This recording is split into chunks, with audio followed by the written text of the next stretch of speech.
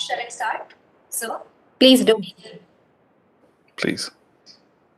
Greetings of the day, everyone. I am privileged to welcome you all into the third edition of Orange City Literature Festival, organized by SGR Knowledge Foundation in association with GH Raisoni University, powered by Raisoni Group of Institutions. I am Purva Bangali, delighted to be your anchor for today's session, The Story of the Sikhs, by Mr. Sabarpreet Singh in conversation with Soni Wadhwa. Mr. Sabarpreet Singh is a writer, podcaster, and commentator. He is also the author of the critically acclaimed Night of the Restless Spirits and the best-selling The Camel Merchant of Philadelphia, and the writer-narrator of The Story of the Sikhs podcast, which has listeners in over 90 countries. It's an honor to have you with us, Mr. Sabarpreet Singh. And this event gets more delightful as we have Ms. Soni Wadhwa, who will be in conversation with him as the model. Ms. Soni Wadhwa is an assistant professor in the Department of English at SRM University, Andhra Pradesh, India. She was joint director at Maritime History Society, a think tank in Mumbai researching maritime history in interdisciplinary facets and run by Western Naval Command, Indian Navy. She has taught courses in literature studies, advertising, and the mass media in Mumbai. Her industry experience covers work with different Indian brands across industries on their digital marketing strategy. Her academic research and publications include philosophy of language, city writing, South Asian studies, and translation.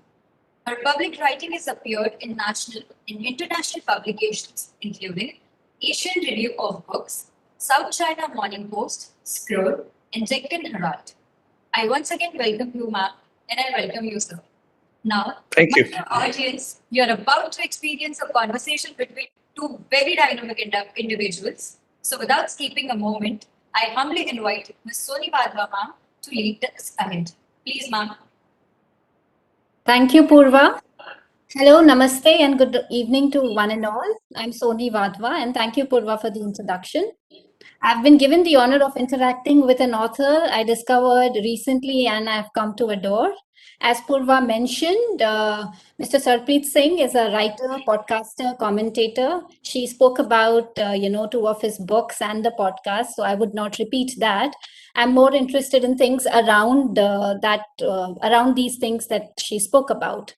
Mr. Singh's Kultar's Mime is an immersive theatrical experience that was staged 90 times in 6 countries. And, it gets really, really huge because this has been performed at the British Parliament, the Scottish Parliament, the Parliament of the World's Religions, and universities such as Harvard, Columbia, Stanford, UC Berkeley, University of Chicago. What is even more interesting is that he has also served as the Sikh spiritual advisor at the Center for Spirituality, Dialogue and Service at Northeastern University and arranged multiple events at the university, including plays, musical performances, and events to mark major Sikh festivals to serve the student community. His participation in the university's panels on diversity and spiritual retreats makes him an ideal candidate to write about spirituality and matters related to faith.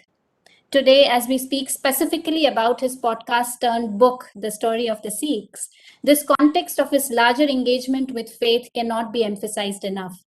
The book is beautiful for the diligence, the love that you have put in it, sir, to give the shape of narrative to faith. And as I take the privilege of interacting with you before we open this up to the audience, sir, I would like you to talk about the storytelling. See, most of our discussions of religious icons, religious figures, religious stories are from historical periods far removed from our own. So when they come with a lot of miracles and supernatural elements, stuff like boons and curses. To write the story of a faith in contemporary times is a seriously challenging task. And well, here we have your book, The Story of the Sikhs, very moving, minus the incredulous stuff. Would love to know what made you think of it as a story. Well, first of all, thank you for that very, very generous introduction. I really do appreciate it. So the story of the Sikhs is a very personal work.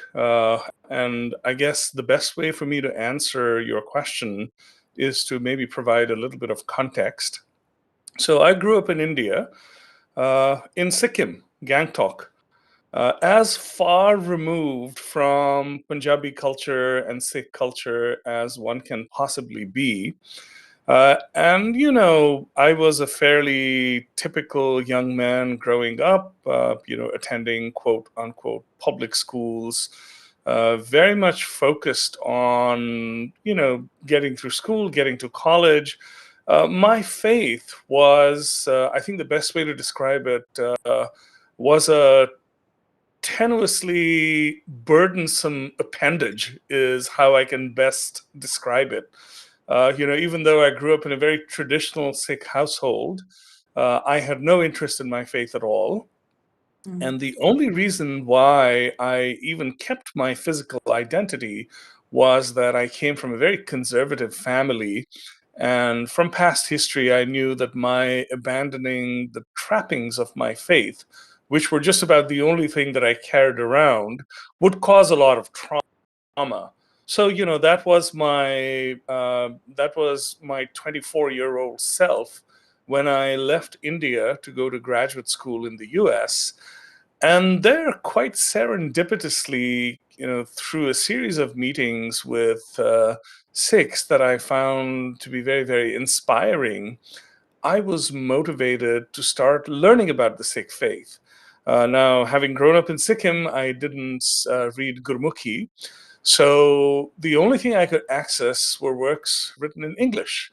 And the first thing that I stumbled upon on the dusty shelves of my university library, and this was not a, you know, I wasn't in a humanities program, I was in a computer science program, but oddly enough, my library had a copy of J.D. Cunningham's History of the Sikhs, which was one of the first works of history, Sikh history written in English. I found it absolutely fascinating. And what really sort of, for the very first time in my life, I got an understanding of the underpinnings of my identity. In particular, I got a sense of the travails and tribulations of the Sikh gurus, of the Sikhs who followed them, particularly in the very turbulent 18th century, and thus developed a bit of an appreciation for what my identity really meant. That was the start of my journey that led me to embrace other works written in English, you know, such as Max Arthur McAuliffe's tome, The Sikh Religion, Sardar Khushwant Singh's two-volume Sikh History, which, you know, 60, 70 years later, you know, still remains a wonderful book on the subject. And then as my journey progressed, you know, I taught myself Gurmukhi, and I started reading Punjabi writers, most notably Bhai Veer Singh, whose mystical writings on Sikhism are just fabulous. So pulling all of this together, you know, a few years earlier, after having taught young children Sikh history for a couple of decades, I decided to distill my experiences and learnings as a young Sikh into a podcast and then a book. I was very conscious of a couple of things that you, Dr. Wadhwa, have really picked up on. And one of them was that I really wanted to make the history of the faith relatable to modern times, and particularly to young people. You know, Guru Nanak himself didn't believe in miracles, quote unquote. So I find it very ironic that his legacy swirls with miraculous events that are attributed to him.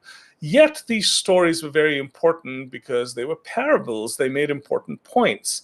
So I pulled all of this together into the book, and the whole point was to create something that young people would find accessible, would find relatable, and then the hope was that maybe it would inspire them a little, just like I had been inspired by individuals and things that I had read several decades earlier. Sorry for the long-winded answer, but you asked a really, really excellent question. My pleasure listening to you, and I don't want to stop you. but yes, that's beautiful. And I remember that part very clearly in your introduction itself. And that was a very good clarifying that gave me a very, very relevant entry point into your book. So, yes. Talk to me about another dimension of writing. I think the script of the podcast has been converted to the book. I mean, I managed to listen to some episodes before this interaction. It shows that most art forms begin with writing. Yeah. Could you talk about the adaptation process and the process of writing before and after? Indeed, indeed. So the book is written in a fairly informal voice, you might have noticed, and the reason for that is deliberate and twofold. One of the reasons is that I wanted the book to be accessible. I didn't want to use the language of a quote unquote academic or a historian. By the way, I am neither. I consider myself to be a storyteller above everything else, and even there's a lot of serendipity. But a podcast, by definition, is a fairly informal medium where you don't want to sound pedantic. And that was a conscious choice that I made when I was writing the script of the podcast. And I would say that the script of the podcast translated quite seamlessly into print as well. As an aside, I wasn't planning, excuse me, on publishing this as a book. What prompted me to do it was the tremendously positive response I got to the podcast, particularly from young people. And many, many listeners would send me messages asking, we really loved hearing the stories. Wouldn't it be nice if it appeared in book form as well? So that was the genesis of the idea. And I had already published one book, I had another one on the way. So it wasn't a very complicated task to kind of reimagine the script of the podcast as a book. I did enhance certain sections. Listeners of my podcast will recognize that my episodes started getting longer and longer as I went into the podcast, probably because I was enjoying myself so much. So I did go back and I reinforced some of the earlier chapters with more material. So the print version has more sort of stuff in that was added to the earlier chapters in particular, because when I started the podcast, they were shorter. So I'm sort of giving you maybe a little more detail than you were looking for, but this is how the podcast turned into a book. Yeah, and that's excellent. I would love to know more about this. The beautiful thing is, and whatever I read, I take to my classroom as well. And I think this would give me an opportunity to talk about no matter what you're doing, even if you're looking at becoming influencers or making videos and everything, it all starts with writing. If you know Of your course. writing is clear, it becomes translatable in several other ways. And since I brought up translation, that brings me to my, third curiosity about your book. Uh, it's again related to your craft. Do you think the process of, the translating the poetry changed the story that you were saying, that you were narrating? That's a great question again. The translation of the poetry is a really important part of the book. And the reason for that is, remember, I came to all of this not being able to read Gurmukhi. Yeah. So my engagement with the Guru Granth Sahib itself was through English translations. And I have to say that even though the available English translations are really useful for people like me at the time who couldn't read them in the original, translating poetry from one language to another is fraught. And, when it's mystical poetry, it becomes an order of magnitude more difficult. So, what I started to realize once I started reading Gurmukhi was that while a lot of the translations sort of faithfully translated the original word by word, they ended up being really prosaic. I mean, how could they not? When you take a poem and you translate every word in the poem, what you're left with is something that is often bereft of what we would call bhav in Indian aesthetics, or the essence. So the essence is lost. So when I started to write the script for the podcast, one of my sort of imperatives was to translate not to the letter, but to the spirit of the original. Let me hasten to say that all the work that I've translated in this book, and I will talk about it in some detail, even though I've tried to convey the essence, the only way to really engage with it and truly enjoy it is to read it in the original. I mean, that is absolutely clear in my own mind. Yet, I have attempted to convey a little bit of the essence of the original, at least through my translations, which are very focused on preserving the emotions and sort of the emotional essence of what the original tried to say. Now, the problem was compounded because, just as something that your listeners might not be aware of, the Guru Granth Sahib is written in the Gurmukhi script, but it's really written in multiple languages, many of which are defunct now. And the reason for that is the contributors, the gurus themselves, lived in different time periods. They lived in different parts of the Indian subcontinent. So Guru Nanak Sahib wrote in the language of the place that he grew up in, which was Punjab. Guru Tegh Bahadur Sahib, on the other hand, spent a lot of time in the eastern parts of India, and his writings are in Braj. You have the writings of Bhagat Namdev, who was from Maharashtra. You have Shabads in Farsi. So there are many, many languages in the Guru Granth Sahib, that just knowing the script, itself doesn't help you decipher them. You have to do some work. And then when the world of Braj poetry opened up to me, when I started reading by Veer Singh in particular, he cited several other poets such as Santokh Singh, Quair Singh, Senapati, all of whom wrote these fabulous books in verse in Braj. So there was this challenge for me. I didn't speak Braj.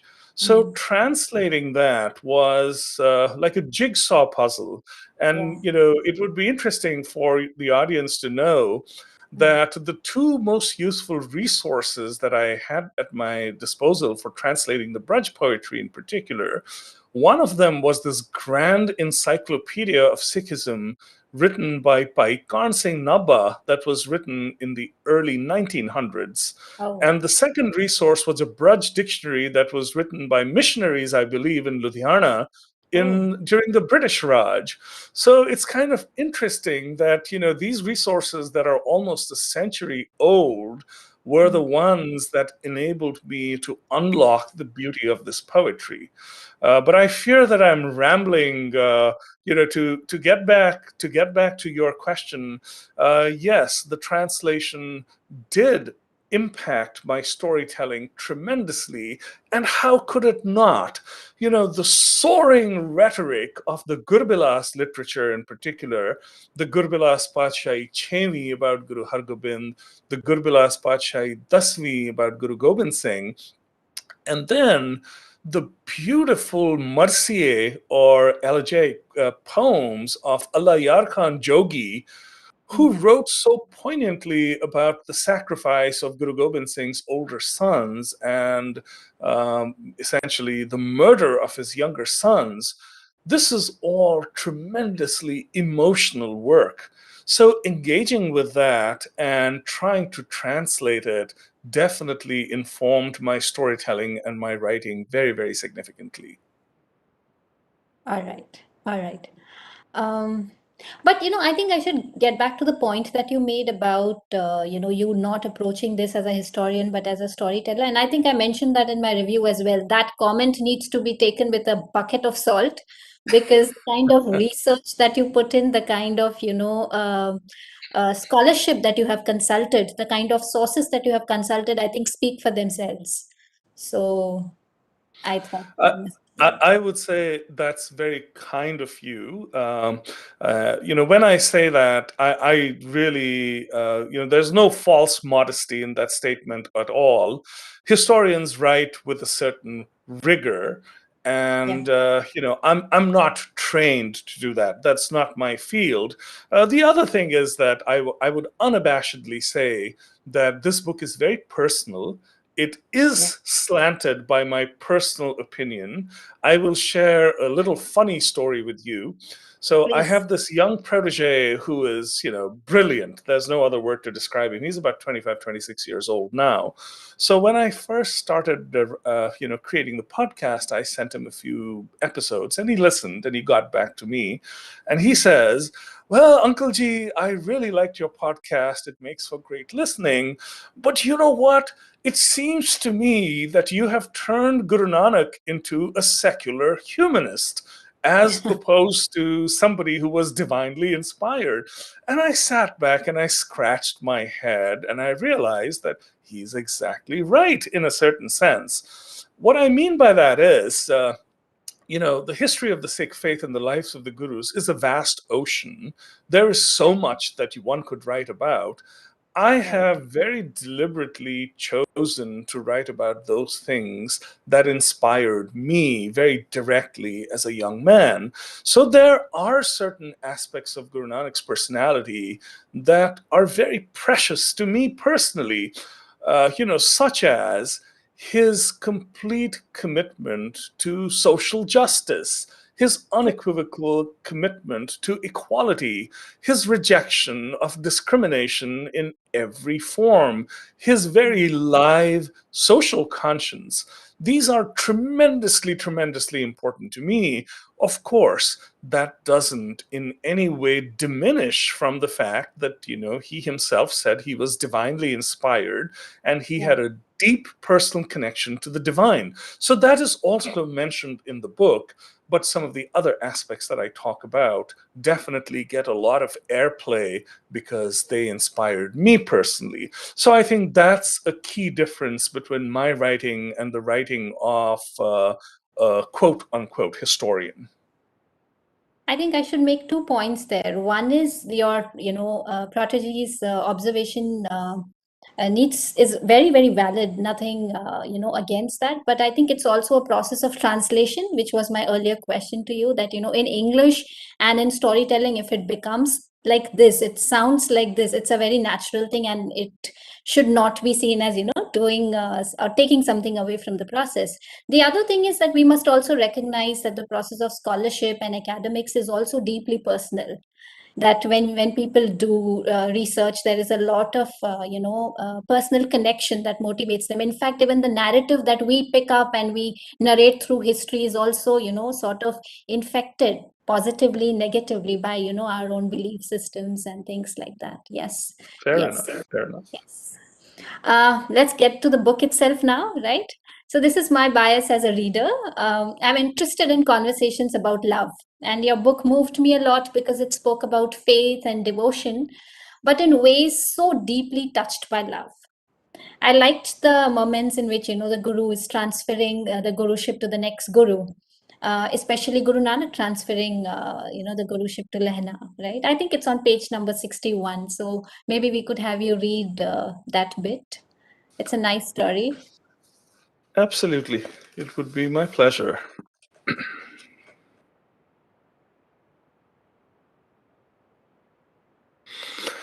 After a few days at Kartarpur, Lena made his way back to Khadur and excitedly told his wife Kivi about his new master.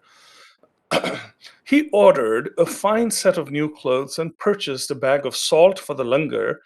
Dressed in his new finery, he returned to Kartarpur. When he arrived, he was told by Guru Nanak's wife, who was respectfully addressed as Mata or Mother Salakhani, that the Guru was working in the fields. Lerna offered the bag of salt to the Guru's wife and went to look for Guru Nanak. The Guru had collected 3 large bundles of grass for his cows and buffaloes.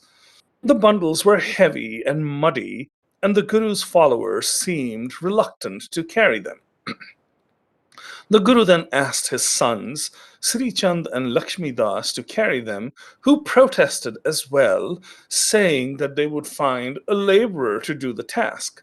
Bhai Lehna unhesitatingly picked up the bundles and balanced them on his head, unmindful of the mud dripping on his fine new clothes.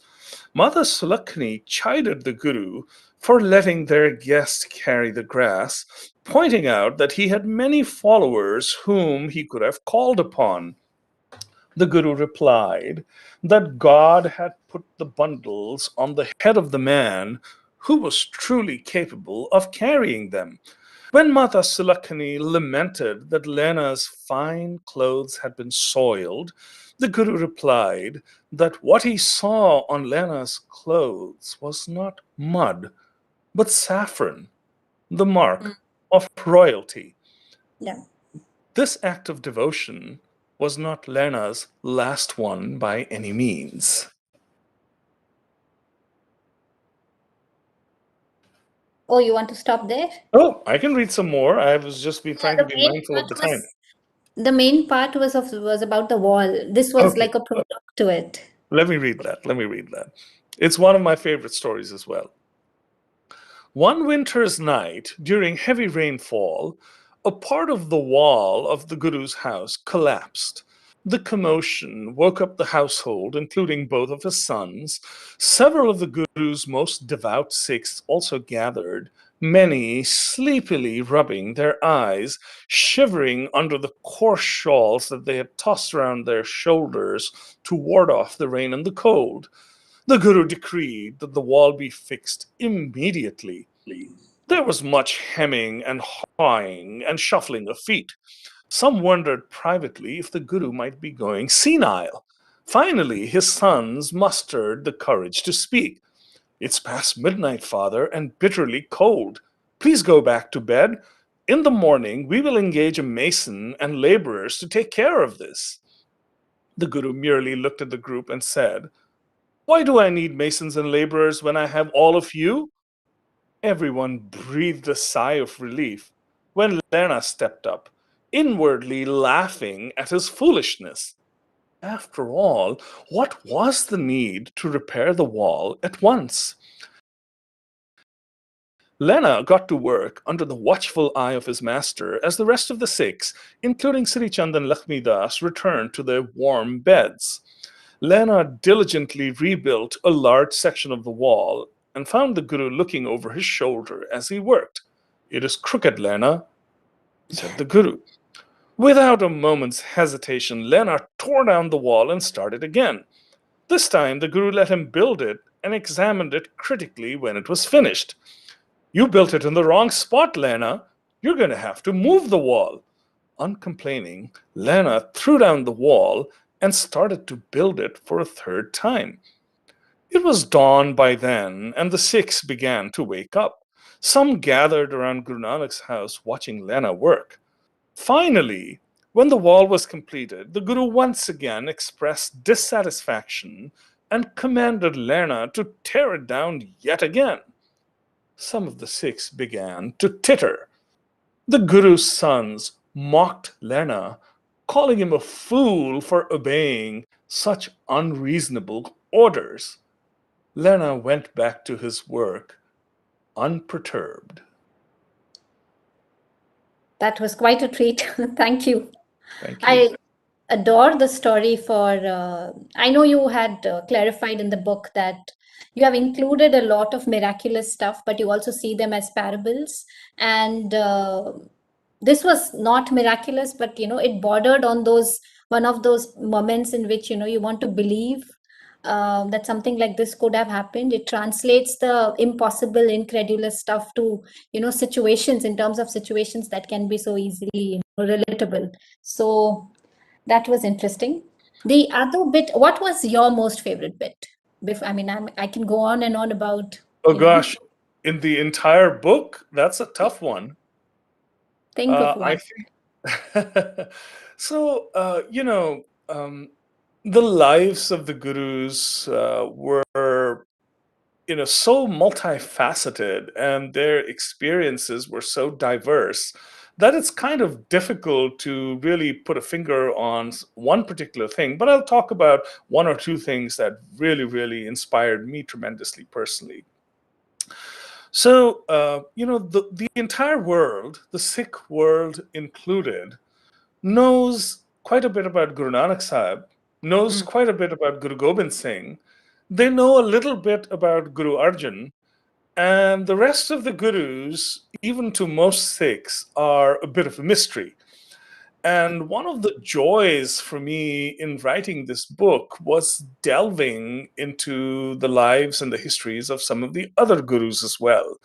So there are several chapters in the book dedicated to Guru Hargobind, the sixth guru, who ascended to the throne of Guru Nanak at a young age after his father was brutally tortured and put to death by the Emperor Jahangir.